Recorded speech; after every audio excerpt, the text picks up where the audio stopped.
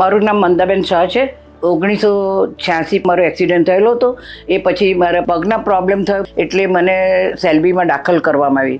2 પગે ઓપરેશન કરાયેલ છે. ઓપરેશન ડૉક્ટરે થોડું આપણને થોડો ભય રહે જ, પણ જોડે ભરતભાઈ હતા અને ભરતભાઈનો નેચર એવો હતો, સરસ થઈ જશે, તમે ચાલતા થઈ જશો. પગના ઓપરેશન પછી હું 17મા દિવસે સ્કૂટર ચલાવતી હતી. એવા બધું એ લોકોને એટલું બધું સરસ એમને ટ્રીટ હતી કે સારવાર મળતી હતી, વાણીથી મળતી હતી, વર્તનથી મળતી હતી, વ્યવહારથી મળતી હતી. એને લીધે મને આ તક ઊભા થવાની સરસ મળી હતી.